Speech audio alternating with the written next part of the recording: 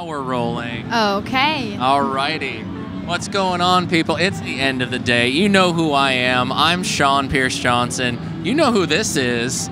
Hi, Maybe. Maybe. That's Kiana, everybody. The Adventures of Guitar Girl. You remember Kiana, don't you? How are you feeling after 4 days of your first NAMM show?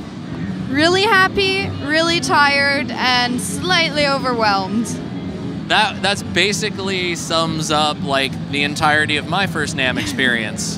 When I was about your age, God, I feel like an old man when I say that now. Everyone that says that feels old. Yeah. Well, I mean, I do have like, what, 12 years on you? So in a way, I kind of have to say like, okay. Yeah, okay. I don't know. So you got your badge through Warwick, where we are sitting and standing right now. And, well, I'm interested by these things. And you're like kind of getting into pedals yourself at the moment. I know you got lucky enough to sit down with Robert Keeley at GitCon and get a walkthrough of your dark side. How are you enjoying your dark side? Very much. It's just a really, really fun pedal. It's like you plug it in, you get your guitar, and you just play, and it sounds great. It doesn't matter what you do, it's always fun. What guitar are you using it with? Is it that Ibanez? The Ibanez Rogue Core, yes. I have never gotten a chance to play one of those guitars. How is it? I really enjoy it. I think it's really fun. It's a nice guitar. It's really pretty, and it's also fun to play. I do remember those videos, and I've seen them in the past, and they're definitely like, oh, hey, this isn't like typical Ibanez. So, I love the kind of atypical Ibanez, I guess I could say. I guess so, Ibanez. Yeah. So, how many pedals do you have right now? Let me think. I think I have 6 pedals. Okay. That's a decent sized collection. Getting started into the pedal game. Yeah. Does it seem like something like, because I'm obsessed with them and have been for many years. Does it seem like something that you could get obsessed with, or are you just like, I like what I like and that's all I'm going to get?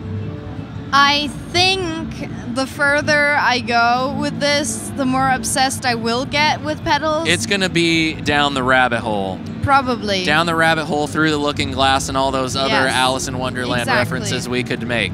Well, we bring up the pedal thing because we're sitting in front of this huge table, and it's Rockboard by Warwick. And they kind of revamped the whole thing. I know for a while you could actually get Rockboard boards in the States because of some sort of legalities with Pedaltrain. Yes. But you could get them everywhere else. And the thing about Henning's early videos, I remember he always had Rockboards.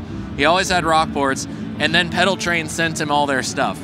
And it was like, oh, well, what happened to Rockboard? Is Rockboard still a thing? And then going to GitCon and seeing Rockboard everywhere, it's like, Rockboard is still a thing. Yes. Is it like, do you feel like Rockboard is the best pedal board that if you need like a good pedal board that is readily available, this is probably a good one to go to?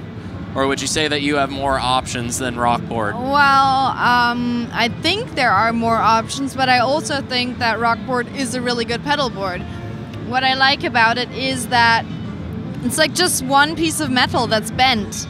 Like, they just have this piece of metal cut out and it's bent into shape, except for this, of course, to stabilize it, but everything else is just one piece, and I think that's really cool. Yeah, that is. And it's what's kind of nifty with these new designs is that they have smaller openings for you to tuck the cables under, which, like, if you just had like a huge row opening, if you have like weird shaped pedals and the cables are going like this, that way and that way and that way, like sometimes you just want to like tuck one of them down because it always just has this tendency to like pop up a little bit. Because these are smaller, I feel like you could fine-tune your cable tucking, maybe. I don't know, that's just me. Well, they also, I saw, have these like little plastic things, U-shaped, that you can kind of like clip inside. Okay. And I think they're over there with those pedals, and you can kind of clip the pedals into the board, so you don't necessarily have to use Velcro. Okay. But you either stick or screw them to the bottom of the pedal, and then you just clip them on. I think that's a new prototype they just brought out for NAMM. That's pretty rad. We'll get some B-roll of that, and we'll show that. Okay, that's cool. I kind of like the fact that they're a lot lighter than I anticipated. And then they got these weird big openings in the front. Well, what are the weird big openings for? They're for these little guys. These sort of like modular patch bays. And there's an XLR plug on this one, and there's MIDI and USB on this one. I think, was there USB on this one? No USB on that one. So this is for all you like keyboard players that do MIDI and need to charge your phone at the same time, because you're not doing that much of the gig, so you're playing on your phone. I don't know. Personally, that's how I see it, I guess. Might be, yeah. Might be. Just a little bit. Does anybody? I don't play with a keyboard player, so I wouldn't know. I have no experience. It's kind of a cool, nifty little revision. How do you like it? I haven't used it myself, but I think it's pretty cool. I can imagine using one. Yeah. Because first of all, I like the fact that you can just clip this in the back here. That's pretty cool. Yeah. I think you have to take the rubber piece off though first. Yeah, well. And I also like that it's not like just one whole line, but you have these little openings for better cable control. Yeah.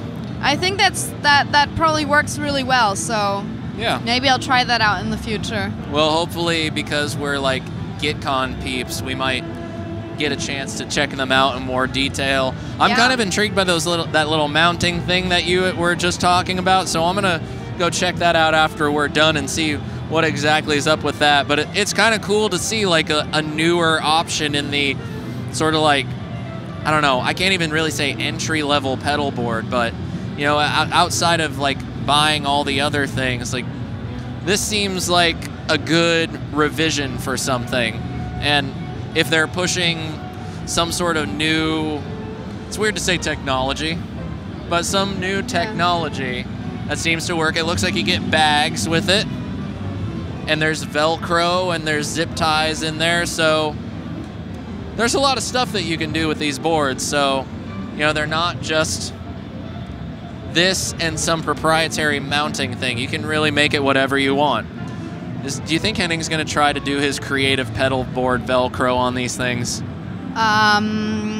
Probably if he gets one, he might do that.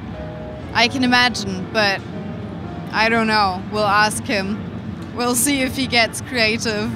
We'll see if he can get creative with the Velcro on these pedal boards. So, yeah, Rockboard by Warwick. Warwick, thanks for having me at GitCon. Kiana, I'm so glad that you were able to get to NAMM. It's so awesome. Yes. You did a great job helping us all out at GitCon. She was the right-hand person for everything. Problems. Henning directs everybody to Kiana. I felt so bad for you, but I'm so happy that you got here. You deserve to be here.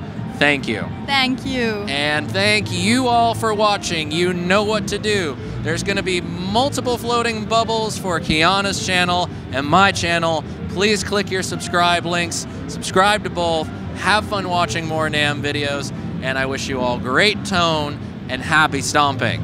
Cheers.